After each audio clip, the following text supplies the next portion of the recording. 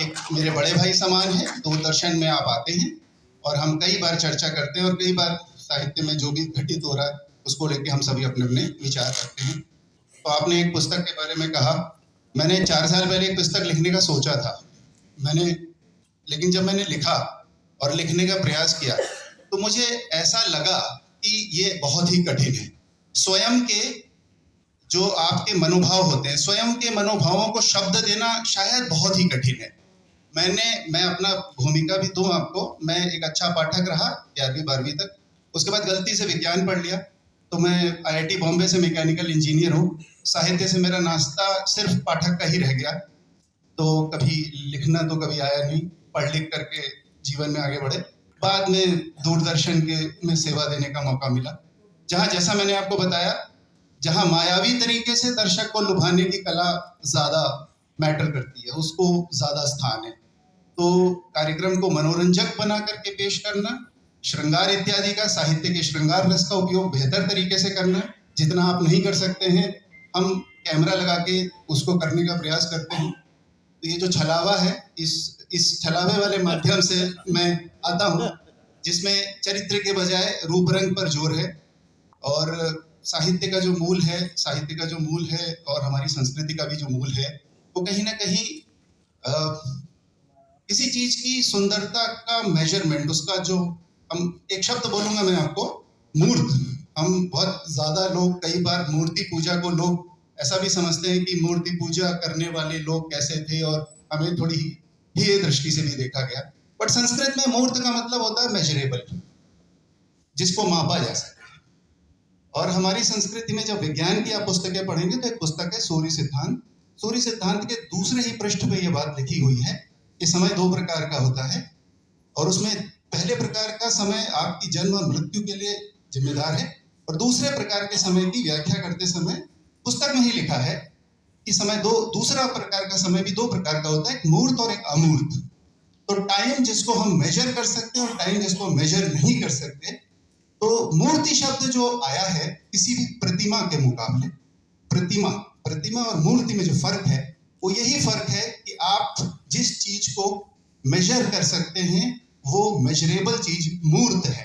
अनुभव करने की जो शैली है, जब हम साहित्य को सुनते हैं किसी की वाणी से, चाहे आप कह लीजिए रामायण का राम कथा सुने या कृष्ण कथा सुने या सत्यनारायण की कथा हमारे साहित्य में है, तो हमको जो अनुभव प्राप्त होता है उसको लिखने वाले ने, साहित्यकार ने, एक अंधे व्यक्ति के लिए भी लिखा होगा।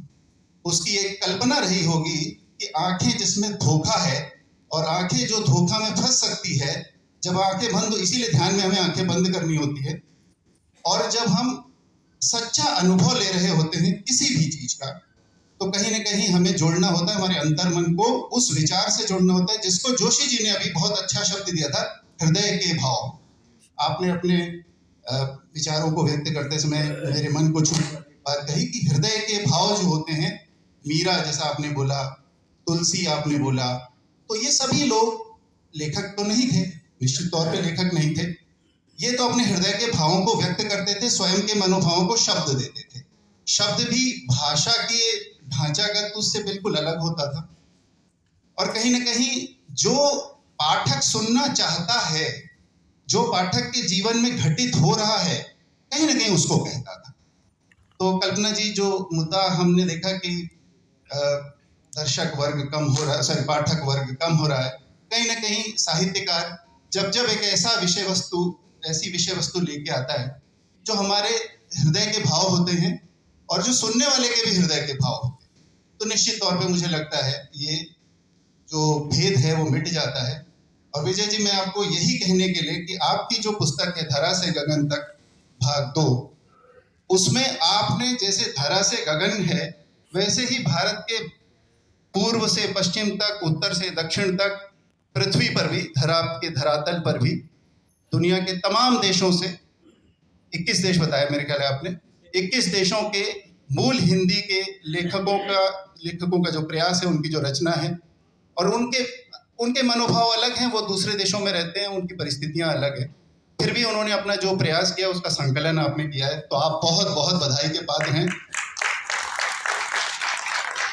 और जैसा कि सभी की इच्छा है कि आप उसके भाग 11 तक निश्चित तौर पे पहुंचे, भाग 2 से आप सभी का साथ रहे आपको, और हम सबकी न सिर्फ शुभकामना है, आशीर्वाद भी है, और आपको प्रयास में कोई सहायता चाहिए तो हम सहायता के लिए भी तैयार हैं। अवश्य पहुंचेंगे। हाँ, तो विश्व के वो सभी 178 देश, शायद मैडम ने बोला, जो जहाँ हिंदी फिलहाल चलती है और हिंदी प्रेमी हैं, तो उस प्रयास को आप मूर्त रूप लेके आए, ये हमारा सबका प्रयास रहेगा।